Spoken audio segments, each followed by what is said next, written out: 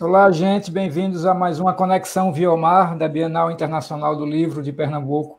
Hoje temos o prazer de conversar com Luiz Antônio Torelli, que foi presidente da Câmara Brasileira do Livro e é editor também. Torelli, muito obrigado pela sua presença. Boa tarde, Fábio. Eu que agradeço esse convite para falar de um assunto que eu sou apaixonado, livro, leitura, literatura e o nosso mercado, evidente, né? Isso, eu queria começar.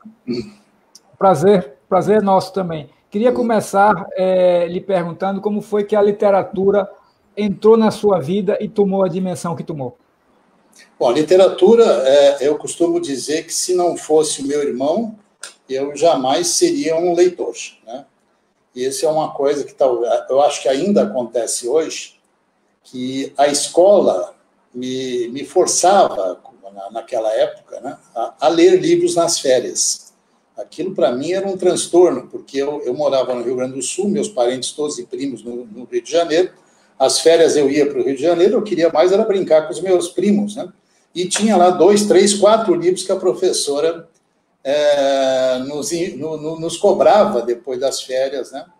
E já existia bullying naquela época. Então, você entrava na sala de aula e a professora mandava você levantar e ler um trecho do livro. Claro que eu não tinha lido nada, né? E aquilo você gaguejava, não sabia ler direito, e já existia o bullying naquela época. Então, aquilo era um terror, né? Então, a minha relação com o livro era muito ruim.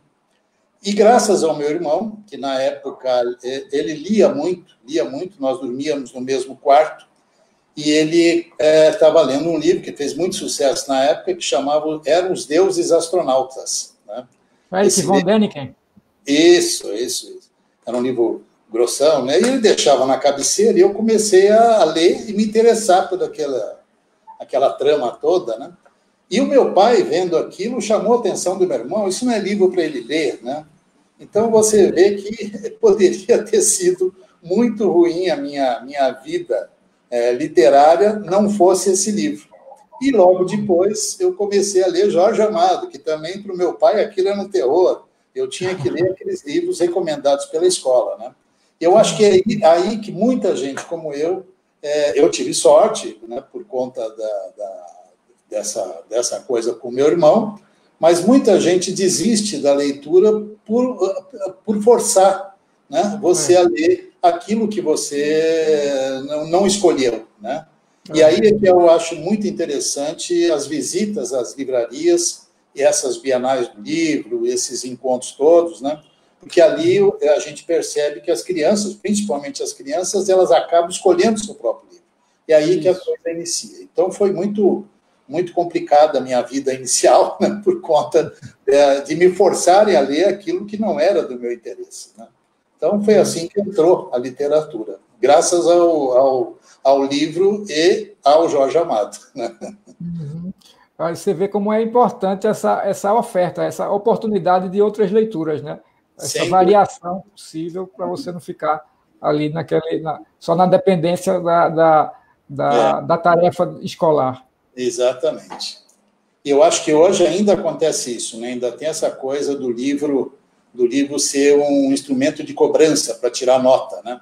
E isso te acompanha até a faculdade. Quando você vai fazer vestibular, tem lá 20, 25 livros que você precisa ler, que não necessariamente são os livros que você gostaria de ler, né? Então, essa relação precisa ser mudada, assim, né? Eu bato muito nisso. E na tua trajetória profissional, Torelli, como foi que você deu essa relação aí tão firme que tem hoje? Eu costumo dizer que foi por livre e espontâneo da minha conta bancária. Eu trabalhava numa empresa de engenharia, isso lá nos anos 80, mas o meu sogro era dono de uma gráfica e fazia as impressões da editora Maltese, que na época era uma editora voltada para o segmento de venda de livro porta a porta. É um segmento muito forte na época. E eles tinham uma parceria, a gráfica e a editora Maltese, e por conta disso eu gosto muito de jogar tênis, um dos donos do Maltese, o Henrique, também, meu sogro também, então a gente se reunia todas as quartas-feiras para jogar tênis. Numa dessas quartas-feiras, comentei com ele que eu ia pela empresa de engenharia para Belo Horizonte, ficar lá uma semana ou 10 dias, né, trabalhando. E ele, então, me falou, você não quer me fazer um favor? Leva esses catálogos, né, e entrega lá para 3 atacadistas do sistema porta a porta. Eu falei, sem problema nenhum. E o que era? Você vê de novo o Jorge Amado na minha vida, né? A Record estava lançando 2 séries dos livros do Jorge Amado. Uma série de 15 livros e uma outra série de 12 livros, que eram os livros que tinham sido proibidos do Jorge, né? Tinham sido censurados. Quando liberou, a Record fez 2 edições, né? Uma de 15 e outra de 12 volumes. E eu levei esses catálogos para Belo Horizonte, por coincidência, um dos atacadistas era muito próximo do hotel onde eu estava, então tomei café, vi onde que era e fui lá conversar com ele, era um japonês. Era aqueles catálogos enormes, né, que tinham antigamente, mostrei o catálogo para ele, me fez pergunta, mas quanto é que custa, quando é que vai? Eu não sabia nada. Eu falei, só estou aqui como portador, né? Ele falou, mas eu vou te dar um pedido e pede para o Maltese me ligar amanhã. Né? E me fez lá um pedido, um papelzinho. Né? Fui no outro, a mesma coisa. Né? Vou te dar um pedido, muito bonita. A coleção realmente era muito bonita, capa dura e tal, todos os livros do Jorge. E o terceiro também. À noite no hotel, eu liguei para o Maltese, e falei, Henrique, eles me deram aqui, me fizeram notar uns pedidos, mas eu não tinha informação nenhuma, eles estão pedindo que você ligue. E o que eles pediram? Aí dei os números lá. Ele tomou um susto e falou, você tem ideia do que você vendeu? Eu falei, não, eu não vendi, eu apenas anotei os pedidos, né? E voltei para São Paulo, e aí fui almoçar com ele, e ele me disse, olha, eu e o Sérgio Machado, que era o dono da Record, decidimos te dar uma comissão por essas vendas. Evidentemente que eu, não precisa, que isso, eu só fui levar e tudo mais, mas quando eu vi o cheque, eu falei, opa, vou deixar a modéstia de lado e vou aceitar, porque era um valor muito próximo daquilo que eu tinha como salário na empresa de engenharia que eu trabalhava. Passado um tempo, o Henrique me convidou, me disse que o pai estava se afastando da editora e que ele e o irmão pretendiam modernizar a editora, crescer, tinham lá um plano, me mostrou o plano. Como eu ia entrar de férias na empresa de engenharia, eu falei, olha, eu vou entrar e vamos fazer um teste. Eu falei, eu vou fazer umas viagens e você vai junto.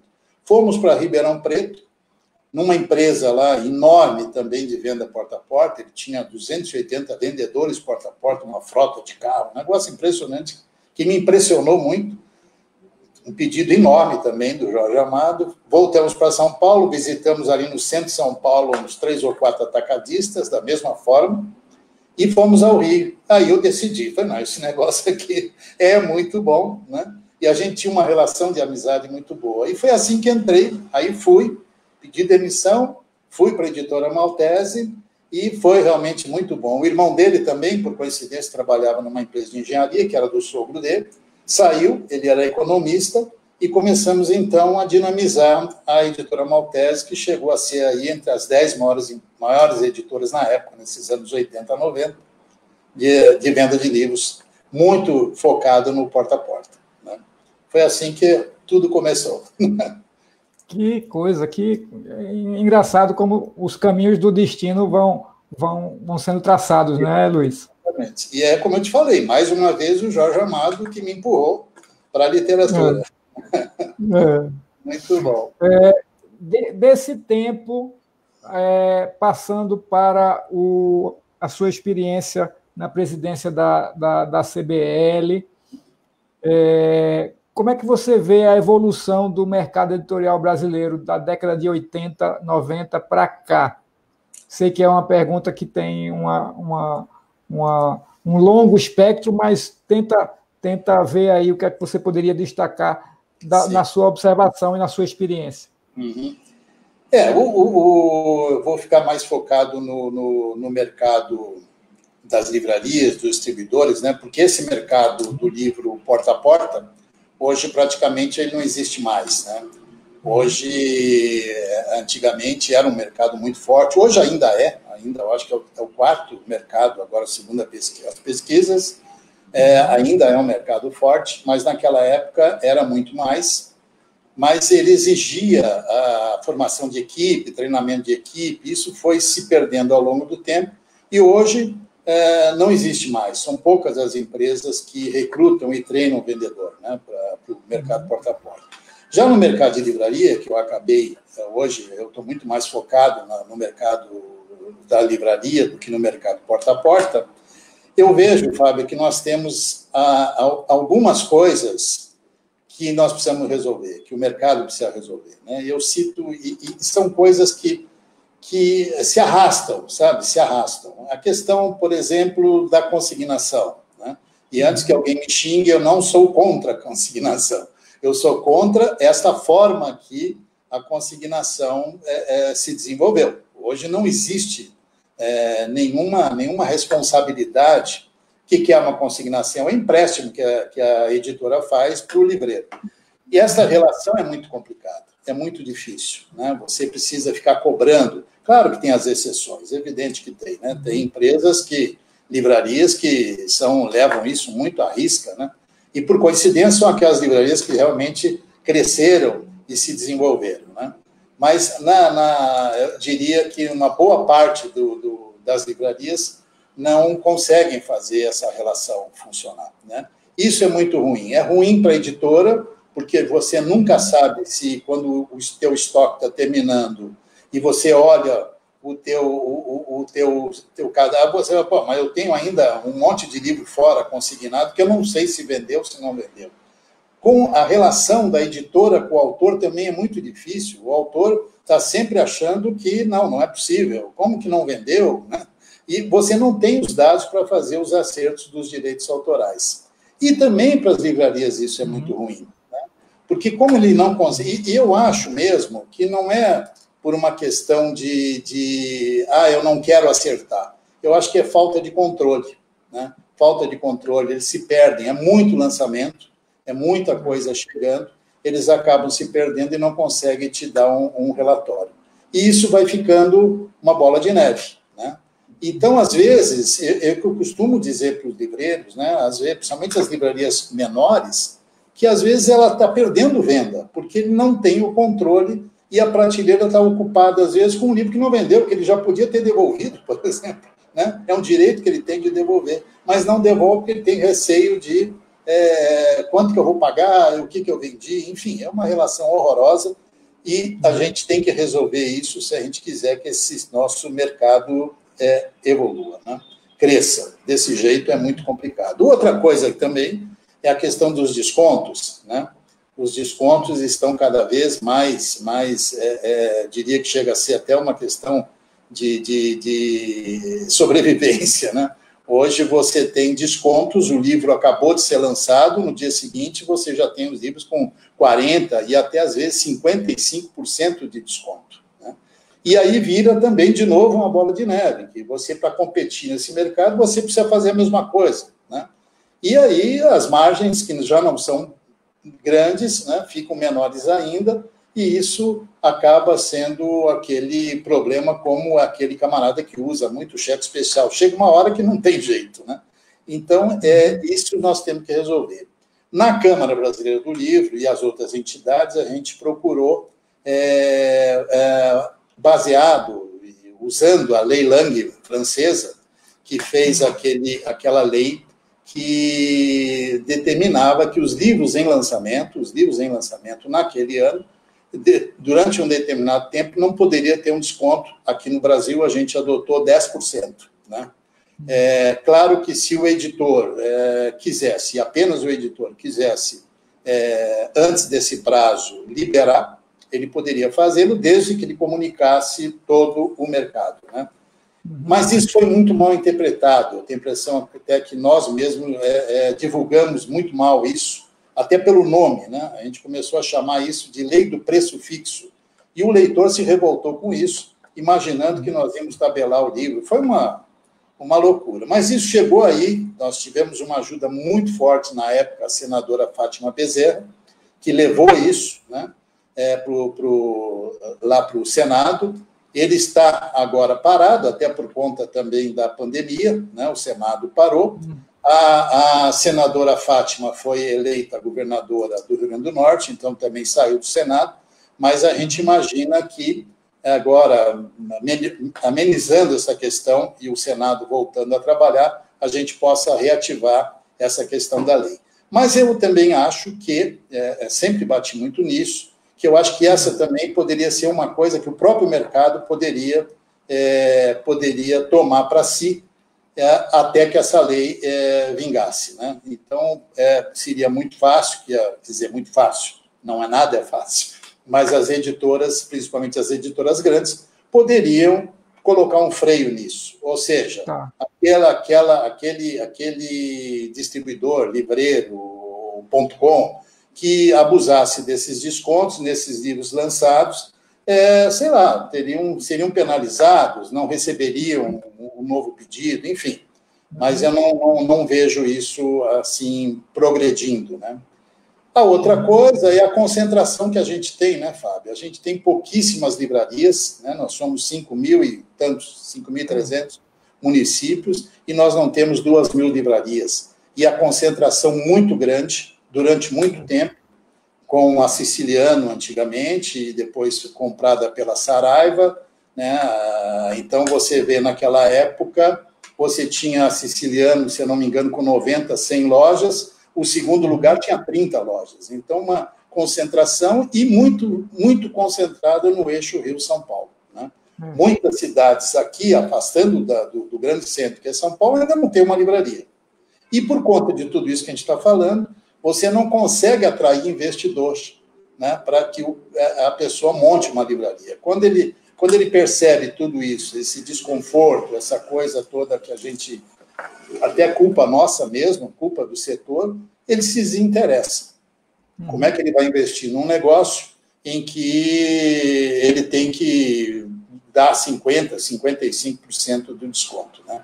E eu não conheço nenhum mercado que progrida competindo só através do desconto, né? Então, esse é o grande problema hoje, que a gente tem que enfrentar isso de qualquer jeito, né? Eu acredito que essa questão dos descontos, que inclusive foi objeto de um protesto formal há algumas semanas atrás, do Rio de Janeiro, não foi? De uma associação. Ele também eu acredito também que ele deva se resolver por meio da regulação. E, como você falou, com a ajuda das grandes editoras, seria muito mais fácil. E mais rápido, Agora, em relação à questão da consignação, você pode mencionar alguma proposta interessante que pudesse resolver isso, ou pelo menos encaminhar esse problema? Nós temos que aproveitar o que existe hoje de tecnologia, né? Hoje você tem softwares, você tem programas que podem te ajudar nisso, né? E já tem gente aplicando isso, né?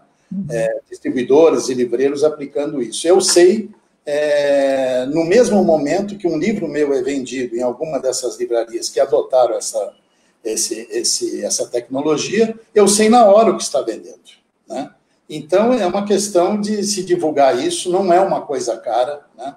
É uma questão que eu costumo dizer de mais de boa vontade do que realmente de custo. Existe essa alternativa, né? Então, o livro vai ser consignado, isso entra no estoque, e você consegue administrar isso com muita facilidade, como se fosse um Excel, né? Só que isso é praticamente automático, né? Então, eu acho que por aí, a gente teria que divulgar mais isso, para que principalmente as pequenas livrarias pudessem adotar isso e se beneficiarem de ter os lançamentos, né? Porque o que acontece também é que, não acertando as consignações, eles começam a não receber as novidades. Se já tem dificuldade na questão de competir pelo desconto, imagina sem ter os livros que realmente são novidades que estão vendendo, né? Então, eu acho que a consignação se resolveria por aí, usando a tecnologia que já existe. Em relação à quantidade e à localização das livrarias, realmente é uma questão séria no país. Você tem muito poucas livrarias. Agora, pouco antes da pandemia, nós vimos que em locais como São Paulo, no Rio, talvez um pouco no Rio Grande do Sul também, começaram a surgir de novo algumas livrarias menores, que chamavam de rua, não é? Talvez um pouco por efeito daquela crise das grandes livrarias de shopping. Mas não somente por isso, porque também as pessoas começaram a se encantar de novo com o ambiente de uma livraria, principalmente nessas cidades. Como é que isso pode se expandir para o resto do país, Torelli? E como a gente pode fazer com que esse negócio seja atrativo para quem vai querer abrir uma livraria? Você vê de novo, eu chamo a responsabilidade para o setor, para nós mesmos, né? Eu fiz uma palestra em Poços de Caldas e falando sobre essa questão, dando alguns números, inclusive, e uma pessoa, quando acabou a palestra, ela me procurou e falou, olha, eu gosto muito, eu queria abrir uma livraria aqui, que não tem, né? Mas eu não consigo os dados, eu queria fazer um plano de negócio, mas eu não consigo os dados. Liguei para a Câmara, né? Na época eu presidia a Câmara, liguei para a Câmara e falei, olha, a gente tem alguma coisa aí que dê um norte para quem... a menina me responde por telefone. Na verdade, as pessoas ligam para cá, sim, né? Mas nós não temos nada. Mas o que vocês fazem? A gente manda que eles liguem para a Associação Nacional das Livrarias, que é a ANL, né? Aí liguei para a ANL. A ANL, você, não, realmente eles ligam para cá. E o que vocês fazem? A gente manda falar com a CBL, entendeu? Então, a gente tinha esse problema. Imediatamente, eu propus que a CBL fizesse um manual prático, né, para quem quisesse empreender e montar a sua livraria. Isso foi feito, existe hoje, isso aí está lá no site da CBL, está na CBL, pode acessar. Evidentemente que a gente focou nas livrarias de rua, como você disse, as livrarias de até 80 metros quadrados, né? Até porque essas livrarias, essas mega stores, isso a gente já percebeu, que é muito difícil de administrar, é muito caro, né? Livraria de shopping é uma coisa caríssima para você manter. Então, eu acredito muito nessas livrarias de bairro, nessas livrarias de menores, né? Onde você tem um contato mais próximo com o leitor, né? Onde você pode dar ao leitor um norte, alguma coisa, enfim, conversar com o leitor, como, aliás, Fábio, era antes a Livraria Cultura aqui do Conjunto Nacional, onde ele tinha um pessoal, um time lá fantástico. Quem frequentava aquela livraria saía de lá, nunca conseguia sair sem um livro, quando não saía com 2, 3, porque os atendentes tinham esse treinamento, né? Conheciam todos os autores e te indicavam livros. O senhor já leu esse aqui, também é muito bom e tudo mais.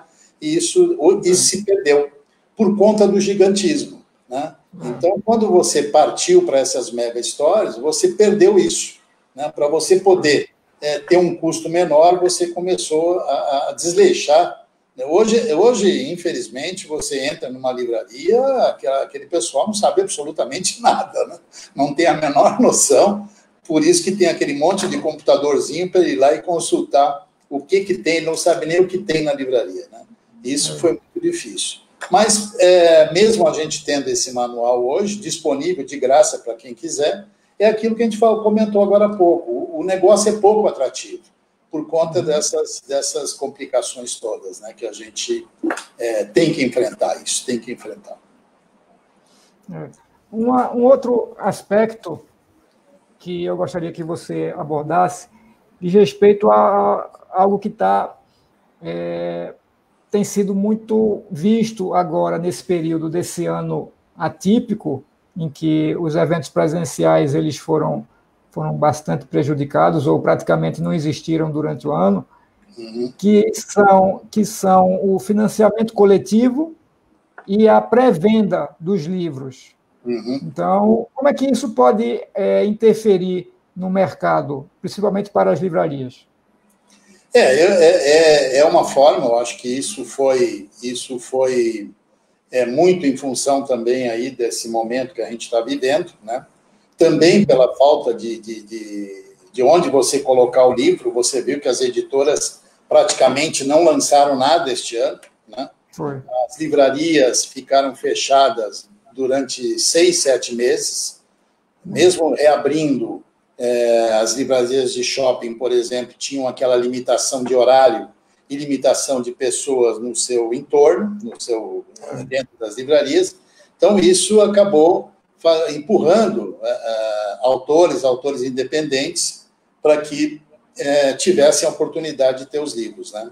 Isso foi muito interessante, porque o Prêmio Jabuti premiou, no ano passado, um autor independente, que, por conta disso, ele mesmo declara, né, que não conseguia editora, essa coisa toda, ele resolveu fazer o livro e acabou recebendo um Jabuti naquele ano, do ano passado, né? Então, eu acho que isso também é uma coisa que deve ficar, né? Deve ficar. Aqui no Brasil, a gente ainda não tem muito esse costume de aportar, né, em alguma coisa que a gente acredita, ainda é um pouco difícil. Isso nos Estados Unidos, na Espanha, inclusive, Portugal, isso é bastante comum, mas eu acho que pode ser, sim, uma forma da gente fomentar também o nosso mercado, né, através dessas coisas, dessas ações coletivas. Acho bastante interessante isso. Claro que não dá para excluir as editoras, sim, né? Sim. Mas eu acho que pode ser, sim, uma coisa híbrida, né? Alguma coisa que possa ser feita em conjunto. Você falou aí, passando rapidamente, sobre as dificuldades desse ano de pandemia. Eu queria que você já tentasse vislumbrar, embora a gente ainda não tenha ultrapassado essa fase, mas estamos com esperança de que não dure muito, quais seriam as principais lições desse período de dificuldades e de restrições para o mercado que você poderia já perceber? Eu acho que a pandemia nos mostrou um outro canal muito forte de venda, que é a .com, né? Essas plataformas de venda de livro. E aí eu acho que as livrarias deveriam pensar muito nisso, né? Porque muitas foram pegas de surpresa. Aquelas que já tinham percebido que poderiam montar suas plataformas se deram bem na pandemia, porque foi onde o leitor conseguiu comprar o livro, né? Então, eu acho que isso veio para ficar muito forte, né? Mas também acho que não é uma coisa que você pode simplesmente montar uma plataforma e achar que vai vender, né? Eu acho que isso aí tem que realmente ter muito mais atenção, muito mais profissionalismo, né? Porque você tem as grandonas aí, a B2W, a própria Amazon, que todo dia inventa alguma coisa, né? Então, é bastante difícil. Por outro lado, eu não descarto nunca, de jeito nenhum, a livraria física, né? A livraria como a gente está acostumado. Veja que nas plataformas, mesmo nas grandes plataformas, você não consegue mostrar todos os livros que são lançados. Isso é muito mais fácil você perceber quando você frequenta uma livraria, né? Então, eu acho que é o momento, eu acho que a pandemia colocou esse problema no colo de todos nós, né? Como é que a gente vai, daqui para frente, fazer com que o livro gire de uma forma diferente daquilo que a gente vinha fazendo. Eu acho que a gente vai ter que sair um pouquinho da nossa zona de conforto e começar a pensar como que a gente vai fazer daqui para frente, né?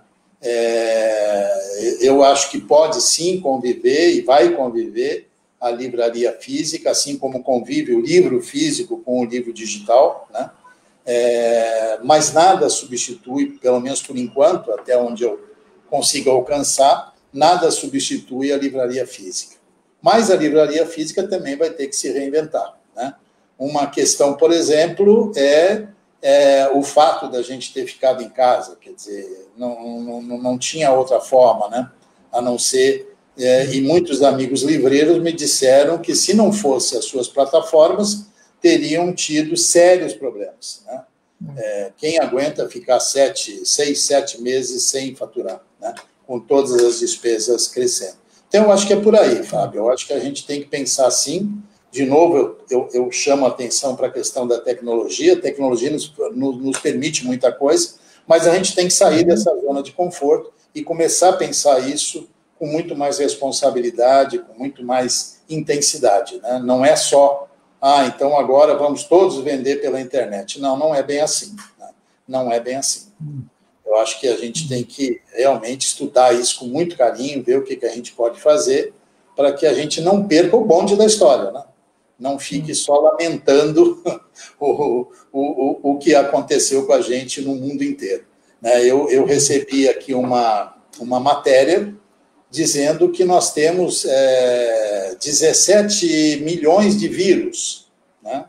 Só do coronavírus são 1.700.000. Ou seja, é fácil perceber que de década em década nós vamos ter um problema semelhante ao que nós temos, com maior ou menor intensidade, mas nós vamos ter problemas assim. Então, eu acho que é o momento agora de se pensar também nisso, né? O que pode vir? Pegou todo mundo desprevenido, ninguém imaginava uma coisa dessa, né? Que atingisse o mundo inteiro. E estamos aí, até mesmo batendo cabeça para achar uma solução, né?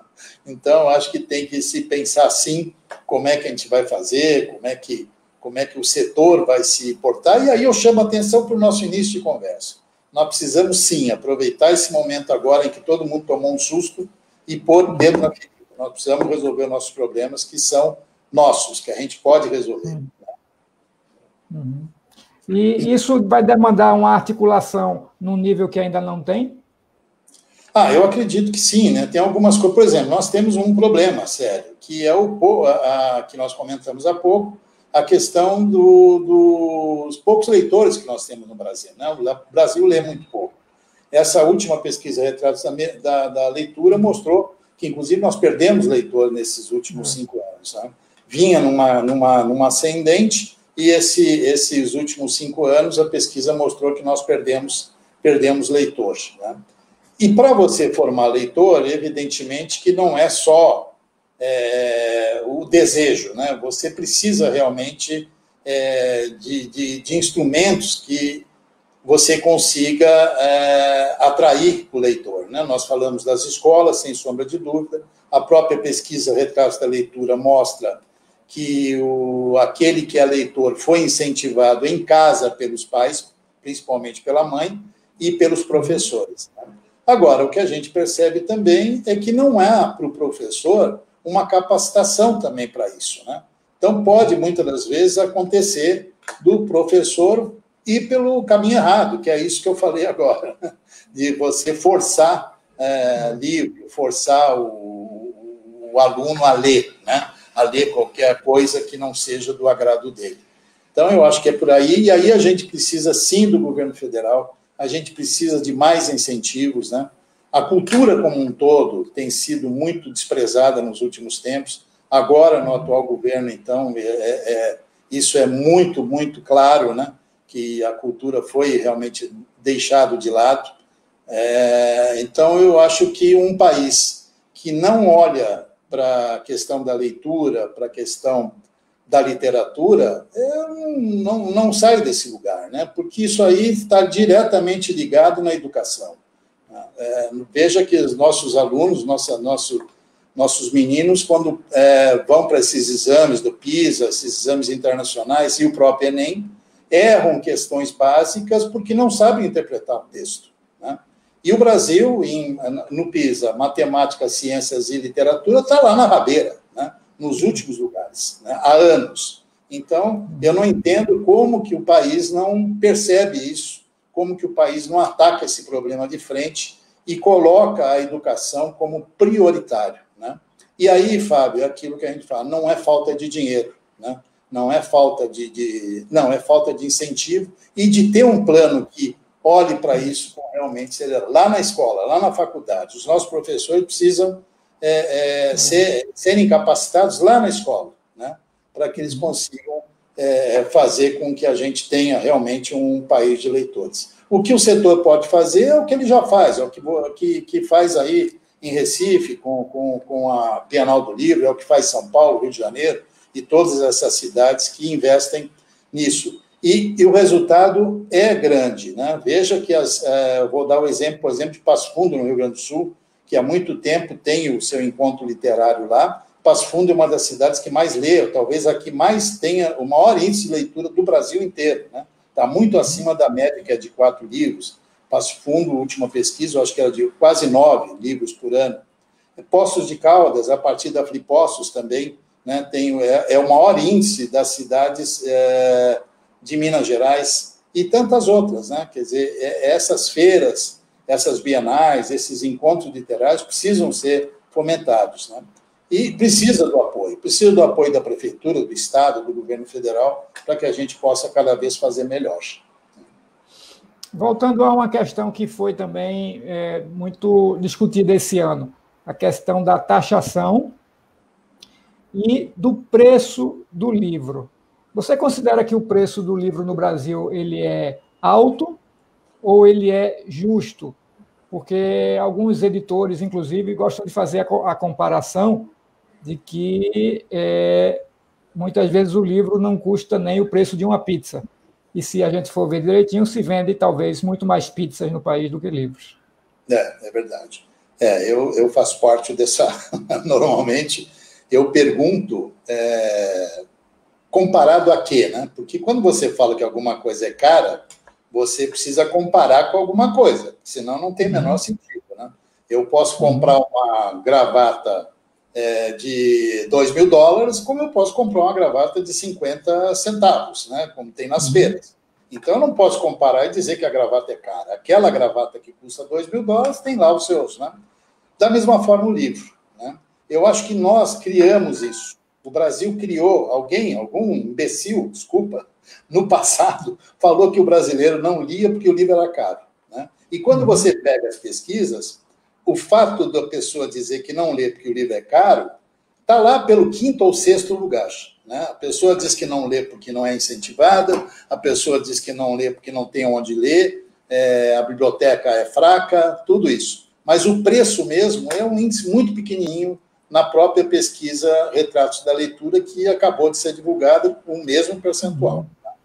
Então, quando você fala que o livro é caro, o livro no Brasil, ele ficou também acho que outro erro nosso também, na época em que não existia inflação, as editoras julgaram que não aumentar o preço do livro poderia motivar maior venda do livro. Isso não aconteceu. E ajudou muito que as grandes redes tivessem o problema que elas estão passando hoje. Porque quem determina o preço do livro no Brasil é o editor, né?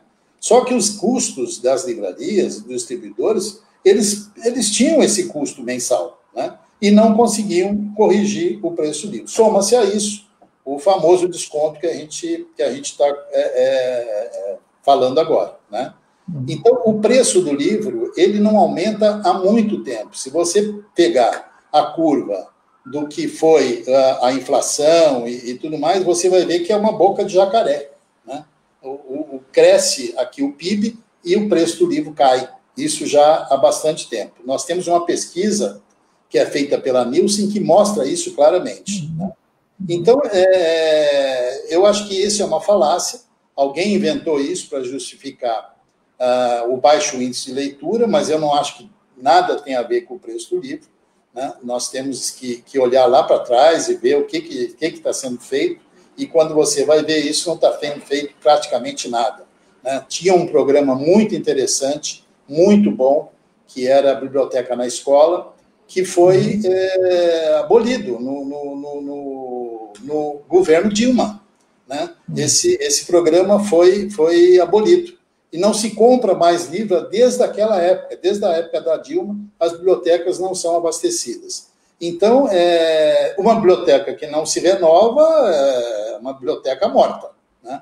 Então, junta tudo isso e você vai ver que o preço tem um fator muito pequeno em relação a essa questão da leitura, né? E quando você compara o livro, como você compara com a pizza, né? Você compara, por exemplo, eu li outro dia uma coisa muito interessante, que nas portas das escolas e das faculdades é muito fácil você encontrar um bar, né? Mas é muito difícil você encontrar uma livraria. E quando você toma cerveja, nada contra a cerveja, eu também gosto, mas uma cerveja, aquele pessoal não vai gastar menos de R$ 50, né? Que é menos do que o preço médio do livro. Né? Então, tem alguma coisa errada nesse contexto todo. E também, Torelli, porque a política de formação de leitores, quando você pensa na democratização, no maior acesso ao livro, você precisa ter políticas compensatórias. Se um público ou uma fatia do público não tem condição de pagar o preço que o livro é na livraria, você tem formas de chegar nesse público, né? Inclusive pelas bibliotecas, por algum outro tipo de ação que vá promover essa democratização. Isso. Mas o mercado em si ele não tem tanta interferência quanto se fala, como você falou agora. O Lula assinou um projeto de lei que definia que em 10 anos, que vence agora, em 2020, todos os municípios deveriam ter uma biblioteca. Né? O projeto foi assinado, mas não aconteceu nada. Né? Hoje você vê que já estão tentando prorrogar isso por mais 10 anos. Mas eu também não entendo que seja só isso. Quer dizer, você montar uma biblioteca é uma coisa que não é simples. Né? Não é só você colocar lá o tijolo, a argamassa e encher de livro. Não é bem assim. Né?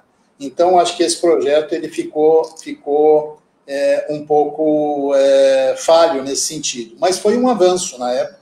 A gente conversou com muitos prefeitos e tudo, mas não tem, Fábio, nenhum incentivo nesse sentido, né? Mesmo para aqueles que não têm condições. E o que a gente percebe é que, quando existe, é da iniciativa privada. O Instituto ProLivro faz uma premiação para aquelas boas práticas no incentivo da leitura. Né? E a gente percebe que todos esses premiados são fruto da iniciativa privada. Claro que você tem exceções, né? Eu acho que você tem, por exemplo, o Itaú é privado também, mas faz um trabalho muito bom nesse sentido, né? Com aquele Leia para uma Criança, tem muitos projetos bons. Mas do governo mesmo, eu vejo muito pouco, pouquíssimo. A gente não tem quase nada que possa ajudar nessa questão, que é muito séria, né? É muito séria. E nós estamos ficando para trás cada vez mais, como eu falei agora. A prova maior disso é o exame PISA, né? Quer dizer, os nossos jovens, as nossas crianças estão cada vez mais afastadas da literatura, né?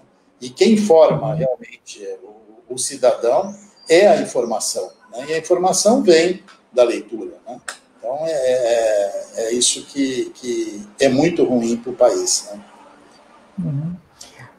Queria lhe aproveitar para lhe ouvir também a respeito da importância dos prêmios literários. Você mencionou o caso do Jabuti, que deu a oportunidade de vitrine, de mostrar melhor um autor independente.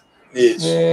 Você acredita que o Jabuti é a maior referência, mas há no país iniciativas semelhantes em quantidade suficiente, ou a gente poderia ter mais incentivos, mais prêmios literários como o Jabuti, ou também referências regionais, locais, enfim, algo que pudesse espalhar esse tipo de estímulo que é tão necessário? O Jabuti ele cumpre um pouco isso, né? Ele eu acho que talvez o único prêmio que contempla todas as camadas, né? E te dá a oportunidade, por exemplo, o Maílson lá do Norte e Nordeste, né? Que escreveu e ganhou o Jabuti. Mas eu acho que nós temos ótimos prêmios, né? Muito bons prêmios. Mas o Jabuti é aquele que realmente consegue abarcar todos os segmentos, né? E por isso talvez ele seja tão grande, tão considerado o prêmio mais importante. Mas eu acho que a gente tem bastante, mas nunca é o suficiente, né? Eu acho que se você pudesse ter alguns prêmios regionais, também seria bastante interessante, né? Você poder prestigiar os autores locais, né? Que faz um pouco as bienais. As bienais que eu vi, que eu participei, eles têm sempre, a Flipostos teve agora, sempre chamando a atenção e prestigiando os autores locais, né? Nós temos, essa é uma grande vantagem do setor editorial brasileiro. Nós temos grandes autores, né? Nós temos autores que são admiradíssimos. Nós temos um projeto na Câmara Brasileira do Livro, que é o Brazilian Publisher, que é um convênio que a CBL tem com o Ministério das Relações Exteriores, através da Apex, que nos permite estar nas principais feiras do mundo de livro, né? Então, nós estamos na Feira de Frankfurt, Feira de Bolonha, Guadalajara, e nós, num período para cá, começamos a levar os livros para o nosso estande do Brasil, os livros premiados no Jabuti.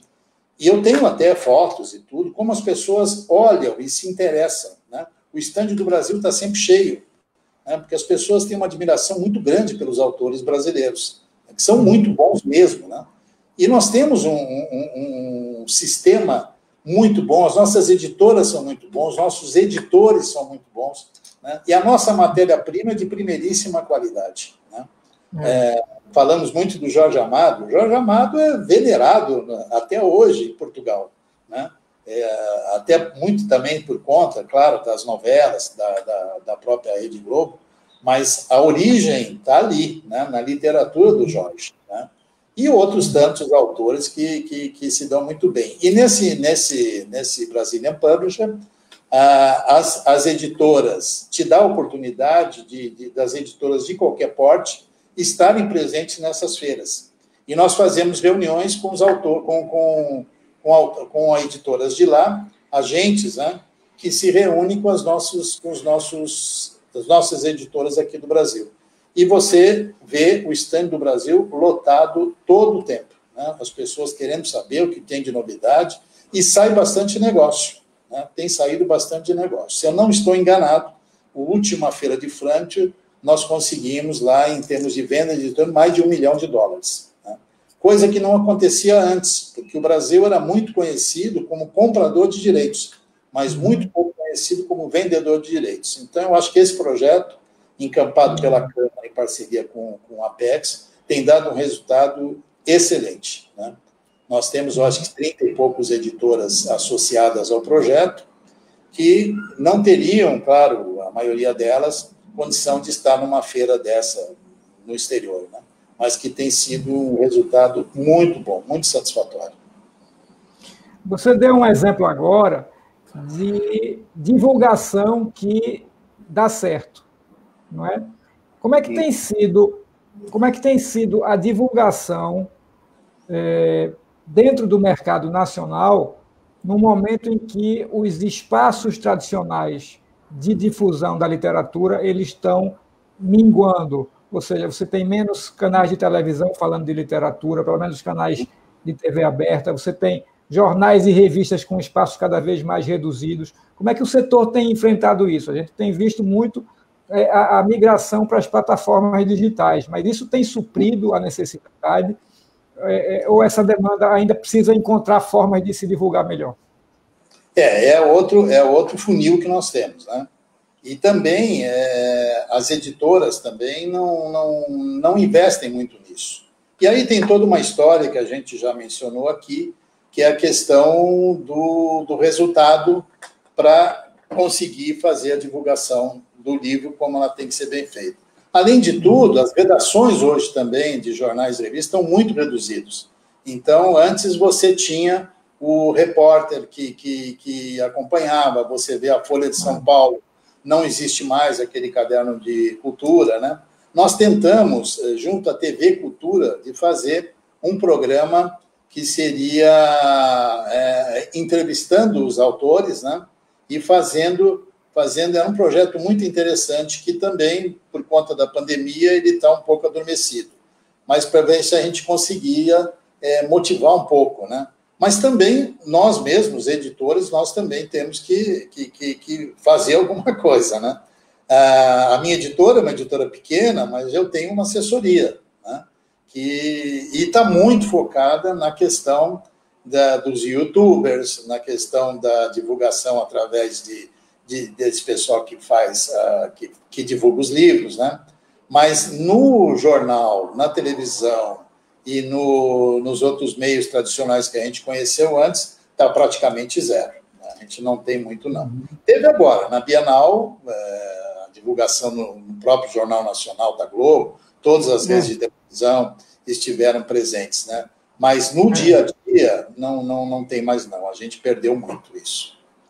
Basicamente, a cobertura é dos eventos agora, né? Limitou-se à cobertura dos eventos. Exatamente. A gente não tem mais, não, aquilo que a gente tinha antes, né, para divulgar o livro. Fala um pouquinho agora da tua experiência com a editora. Como é que começou? Foi no começo dos anos 2000, não foi? E como é que tem enfrentado esse momento agora de dificuldade? Muito difícil, viu, Fábio? Muito difícil.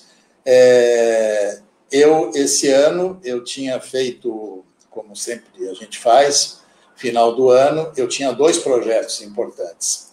Um era levar o livro até as escolas, né? Eu tenho uma linha de livros infantis e juvenis bastante interessantes, autores muito bons, e a ideia era uma caixinha onde tinha lá os livros, e nós deixávamos esses livros nas escolas, e esse representante nosso, depois de uma semana, voltaria à escola para saber qual teria sido o resultado. A primeira escola que nós visitamos, nós conseguimos vender, e ficamos super entusiasmados. Só que aí veio a pandemia, as escolas fecharam, e esse projeto, então, está adormecido, mas eu vou retomá-lo assim que for possível, assim que as escolas voltarem, porque eu percebi que pode ser um canal muito interessante, né, da gente... Então, esse é um canal. Também estou dinamizando a venda através do site, como eu falei, lógico, né, porque a Trilha Educacional, a sua editora, não é? Trilha Educacional, exato. E também diversifiquei um pouco a minha linha de produtos, até por conta da minha origem, lá na editora Maltese, que eu falei, que era muito especializada em livros infantis e juvenis. Eu também tinha essa tendência, então eu tinha uma linha muito focada nessa área, né? E uma outra linha também que eu tinha, que era uma linha da educação sexual nas escolas, né? Prevenção da gravidez na adolescência, a questão do bullying e tudo mais, que eu fiz esse projeto com o Instituto Kaplan, que é uma referência mundial na questão de educação sexual para jovem e adolescente.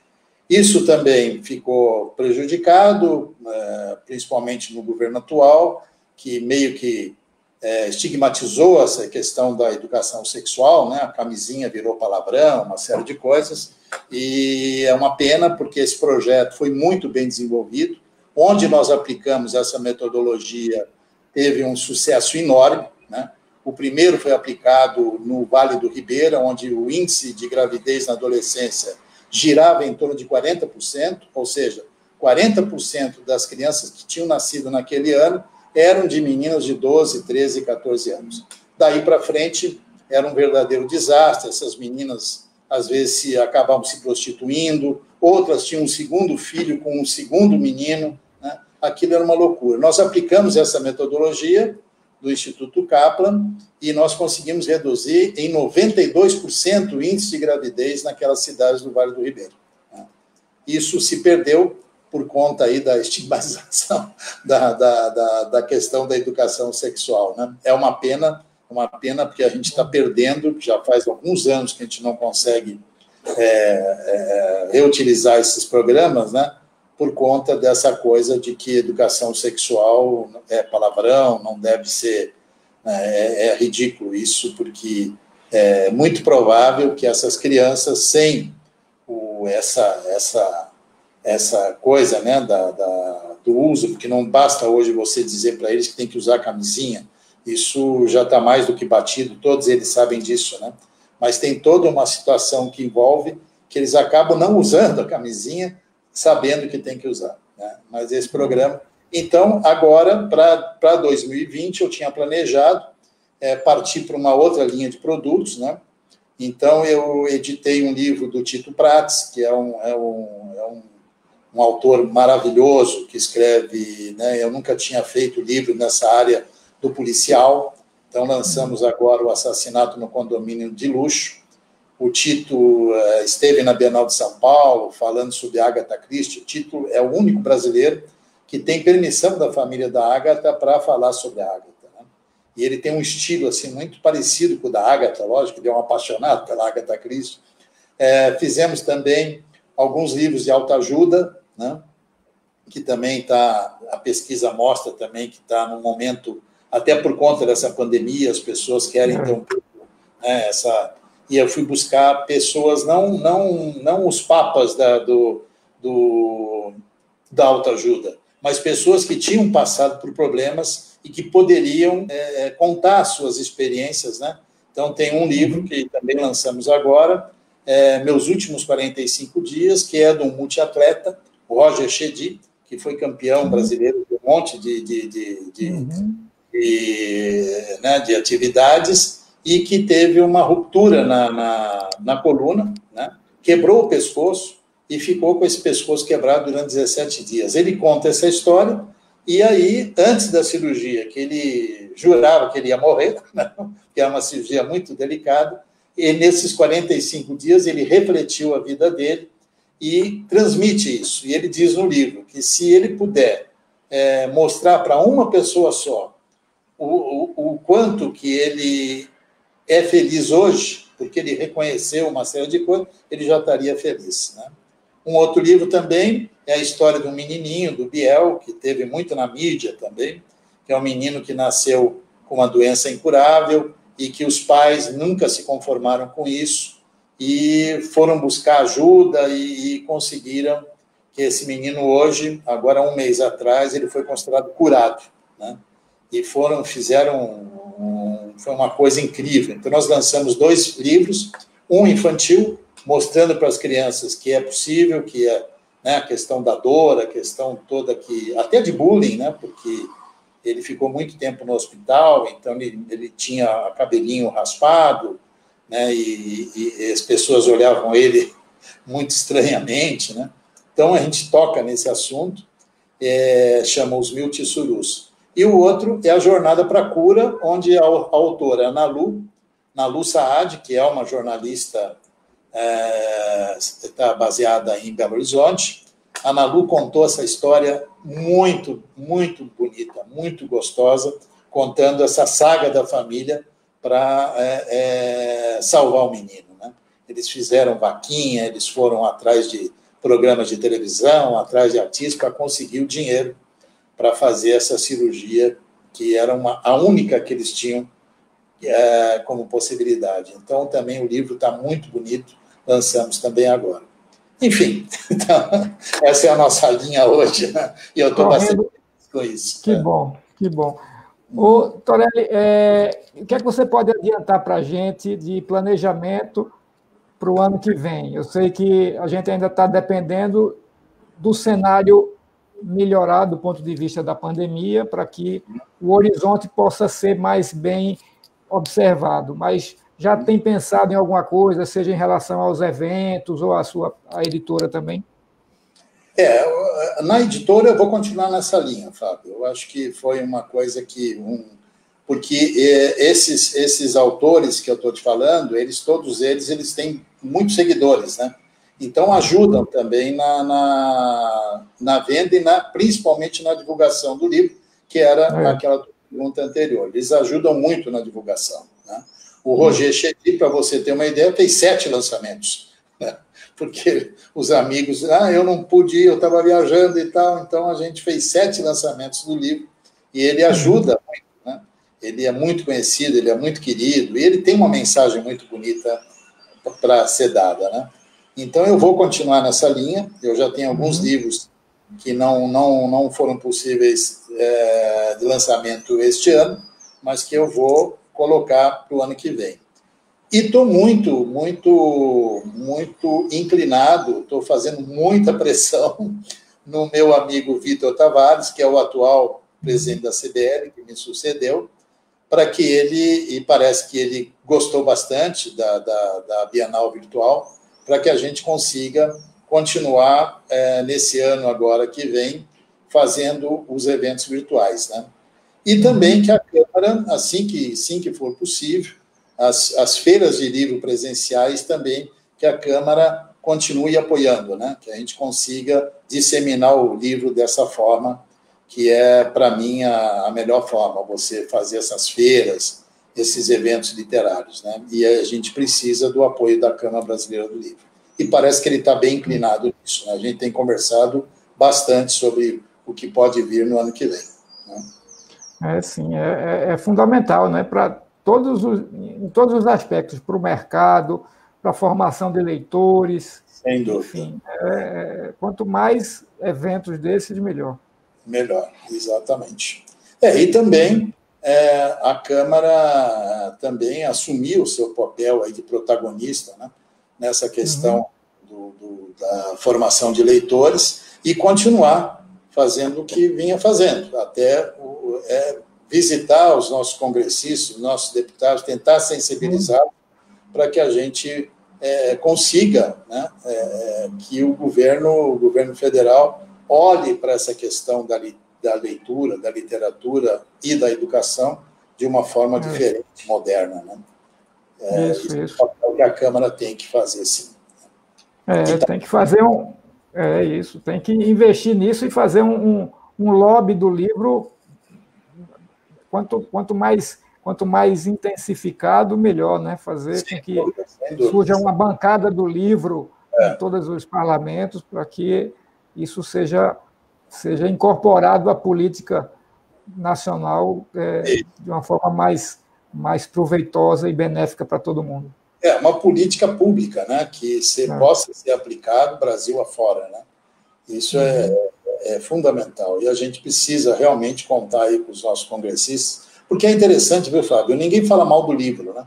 Quando você se reúne com um deputado, senador, e a gente até teve também com o presidente na época, ninguém fala, esse projeto não. Não, todos eles falam, mas que coisa maravilhosa, que projeto... Mas não anda. Então, é uma coisa que você tem que ficar ali, martelando. Né? Então, esse é o mal da política brasileira, a enrolação, né? Acham todos que coisa maravilhosa, realmente você tem razão, porque a gente leva números, né? Mostra o que acontece. Mas a coisa não evolui. Então, você tem que estar lá presente, né, o tempo todo. É verdade.